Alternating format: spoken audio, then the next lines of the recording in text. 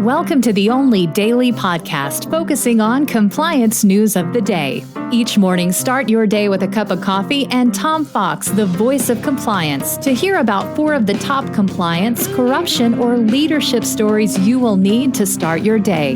The Daily Compliance News is a production of the Compliance Podcast Network. The Daily Compliance News for April 14, 2025. The Cascade of Corruption edition. And we begin with that story from CNN, where Fareed Zakaria opines on an op-ed piece that President Trump's massive tariffs will create ample opportunity for special deals, carves-out, and corruption. Companies in other countries will surely take advantage of this. You can only say, well, we've already seen this because of the suspension of the tariffs against, in cell phones.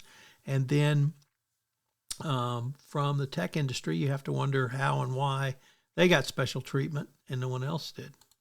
But it's Trump. Next up from the Wall Street Journal, National Security Desk reporting that in a secret meeting, China has acknowledged its role in hacking U.S. infrastructures. In a secret meeting in December that was about a widespread series of cyber attacks on U.S. infrastructure, the Chinese admitted that linked years of intrusions into U.S. Computer networks, and its first-of-a-kind signal at the Geneva summit with the outgoing Biden administration. U.S. officials were rather surprised to hear about a criminal outfit that China had used to hack the U.S. Although China's officials remarked, as always, were indirect and somewhat ambiguous, the American delegation in the room interpreted it as an admission and a warning to the U.S. about Taiwan.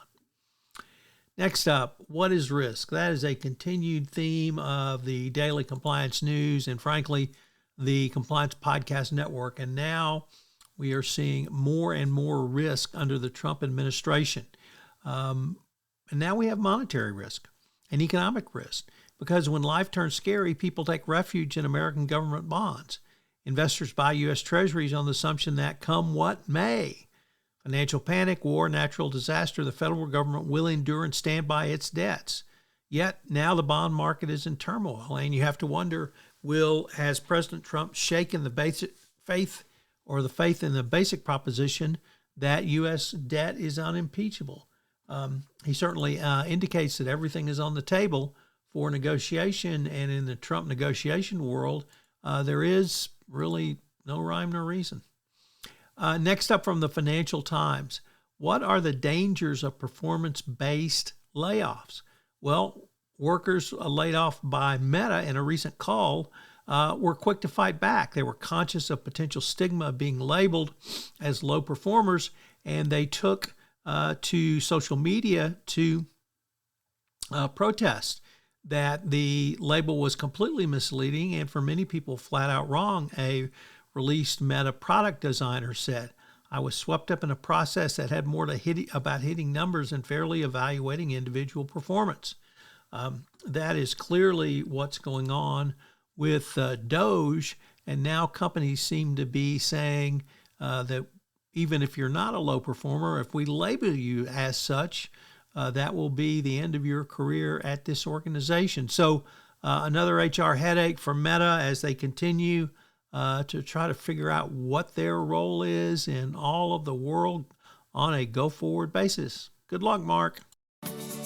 The Daily Compliance News is a production of the Compliance Podcast Network and a proud member of C-Suite Radio. Thanks so much for listening. I hope you'll join me again tomorrow.